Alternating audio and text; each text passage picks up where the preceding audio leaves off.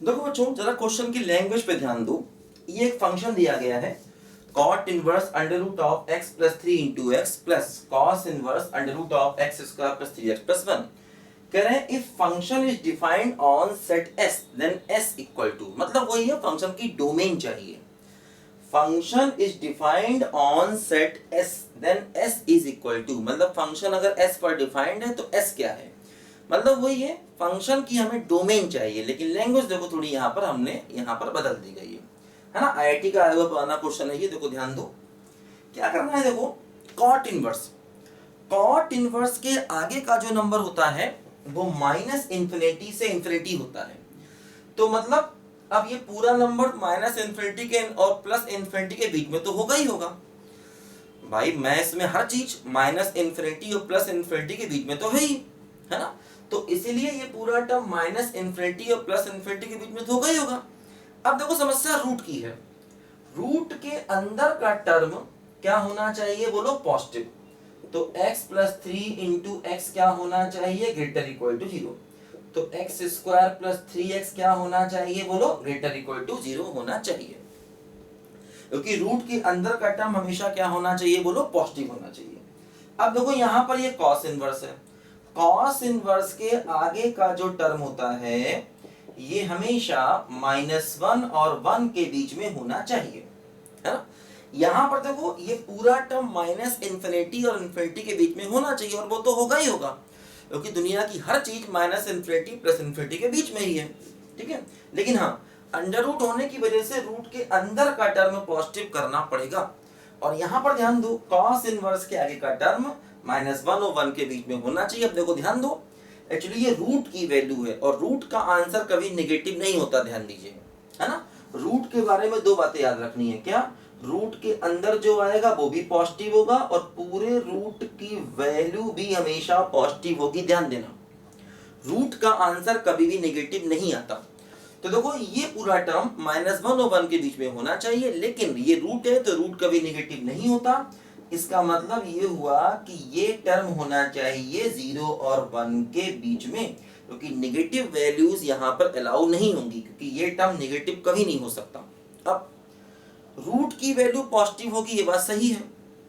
अब देखो हमें इस साइड इनइक्वालिटी को सॉल्व करना होगा, क्योंकि ये इनइक्वालिटी तो ऑलवेज ट्रू है, क्योंकि रूट है, रूट का आंसर तो हमेशा पॉजिटिव होता ही होता है, इसमें कोई शक नहीं। तो अब हमें इस इनइक्वालिटी को सॉल्व करना होगा। तो एक्स स्क्वायर, अब देखो ध्यान दो यहाँ पर ये क्या है, under root x square plus 3x plus 1 lesser equal to 0। अब देखो ध्यान दो यहाँ पर कि हमने अभी इसको सॉल्व नहीं किया था, इसको रोक दिया था। तो वजह क्या है, क्योंकि हमें इससे मिलते जुलते टर्म यहाँ दिखाई दे रहे थे। हम चाहे तो कर सकते थे, हम चाहे इसको अलग सॉल्व करें, इसको अलग सॉल्व करें, दोनों का इंटरसेक्शन ले लें, आंसर आ जाएगा। लेकिन कभी कभी थोड़ा दिमाग लगाने से क्वेश्चन थोड़ा इजी हो जाता है। अब देखो इसको हमने यहाँ पर सॉल्व करके रोक दिया, अब हम इसको यहाँ पर देखो सॉल्व करेंगे। तो क्या हुआ, रूट के अंदर का टर्म है तो स्क्वायर करना होगा, देखो ठीक है। तो अब देखो ये भी पॉजिटिव है, ये भी पॉजिटिव, दोनों तरफ पॉजिटिव है, तो स्क्वायर करने में कोई समस्या नहीं है। दोनों तरफ हम स्क्वायर कर सकते हैं, इधर भी पॉजिटिव है इधर भी पॉजिटिव है, दोनों तरफ पॉजिटिव है, तो इनइक्वालिटी में आप स्क्वायर कर सकते हो, ध्यान देना, और इनइक्वालिटी नहीं बदलेगी। हाँ एक दिक्कत देखो और है कि ये टर्म रूट के अंदर है, तो रूट के अंदर जो टर्म है देखो ये वाला, इसको पॉजिटिव होना चाहिए। तो x square plus 3x plus 1 को पॉजिटिव होना चाहिए, ये भी ध्यान देना है। X square plus 3x plus 1 को पॉजिटिव होना चाहिए। देखो क्या होगा, यानी x square plus 3x greater equal to -1 होना चाहिए। अब देखो यहां से क्या मिलेगा, x square plus 3x lesser equal to 0। अब देखो हमारे पास ये तीन टर्म है और तीनों term x square plus 3x को लेकर हैं, एक ये और एक ये, है ना। क्योंकि अगर हम अलग अलग x निकालते, उसका इंटरसेक्शन लेते, क्वेश्चन काफी टफ हो जाता।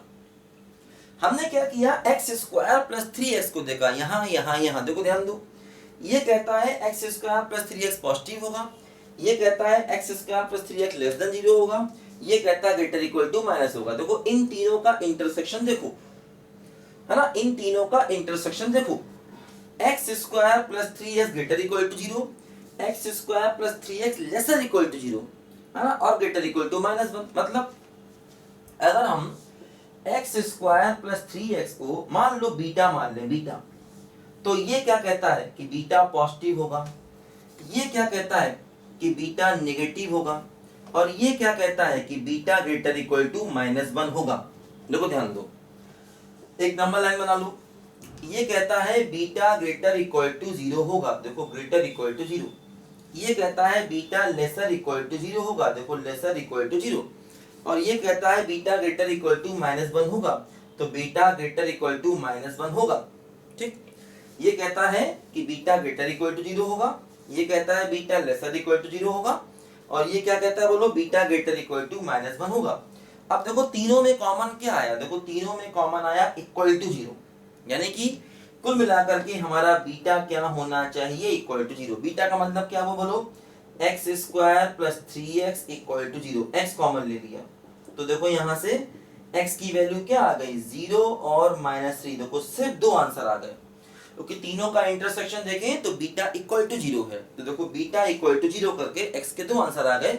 और देखो यही दो आंसर हमारे फाइनल आंसर भी। देखो ध्यान देना, ये सेट है, इंटरवल नहीं है, सेट है। सेट का मतलब सिर्फ दो आंसर जो इसके अंदर लिखे गए वही दोनों हमको लेने हैं, बस इंटरवल नहीं है, ध्यान देना। ठीक है, तो ये हमारे क्वेश्चन का देखो फाइनल आंसर आ गया। लिखो सब बच्चे ध्यान से।